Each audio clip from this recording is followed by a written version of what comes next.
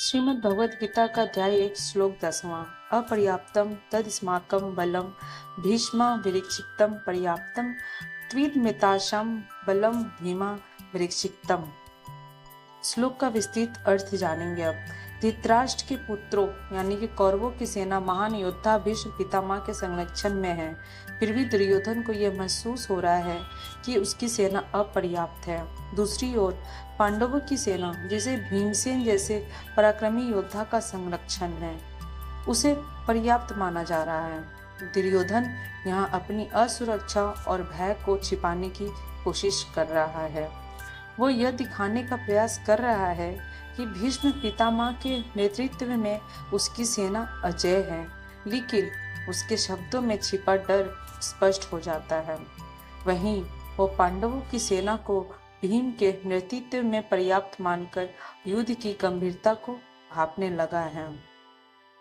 इस श्लोक से हम क्या सीख सकते हैं, आइए जानते हैं। सबसे पहला चीज तो है नेतृत्व की भूमिका। किसी भी संगठन, समूह या टीम में केवल संख्या महत्वपूर्ण नहीं होती है, बल्कि नेतृत्व की गुणवत्ता भी मायने रखती है। भीष्म जैसे महान योद्धा के होने के बावजूद कौरवों की सेना में एकता और नैतिकता की कमी थी, जबकि पांडवों की सेना सीमित होने पर भी विश्वास और नैतिक बल से परिपूर्ण थी। दूसरा, संख्या से अधिक सामंजस्य जरूरी है। जब तक एक टीम या संगठन में समर्पण, एकता और उद्देश्य की स्पष्टता नहीं होगी, तब तक मात्र बड़ी संख्या कोई सफलता सुनिश्चित नहीं कर सकती। तीसरा, नैतिक बल की शक्ति।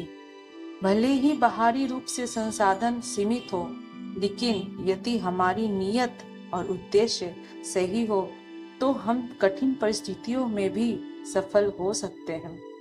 पांडवों की सेना संख्या में कम थी, लेकिन उनकी सच्चाई और धर्म के प्रति निष्ठा ने उन्हें विजयी बनाया। चौथा, अहंकार और भय। दुर्योधन अपनी सेना को अपर्याप्त कहकर अप्रत्यक्ष रूप से अपनी चिंता और भय प्रकट करता है।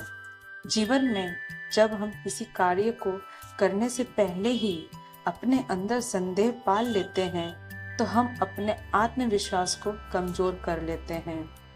जीवन में इस श्लोक को कैसे अपनाएं, आइए वो जानते हैं। सबसे पहले अपनी क्षमता पर विश्वास रखें।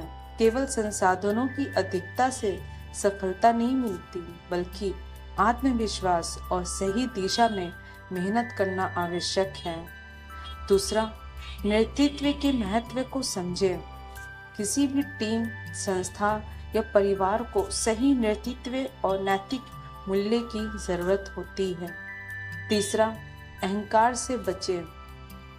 दुर्योधन का अहंकार और अति आत्मविश्वास उसकी हार का कारण बना, इसलिए हमें अपने संसाधनों और नेतृत्व का सही आकलन करना चाहिए।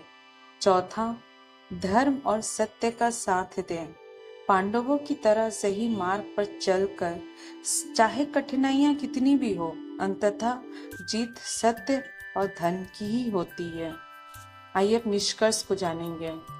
यह श्लोक हमें सिखाता है कि केवल बाहरी शक्ति पर्याप्त नहीं होती है, बल्कि आंतरिक सामर्थ्य, विश्वास और सही मार्गदर्शन से ही विजय संभव होती है। कैसी लगी ये आपको पोस्ट? अच्छी लगी तो प्लीज लाइक करें, शेयर करें, सब्सक्राइब करें। Thank you.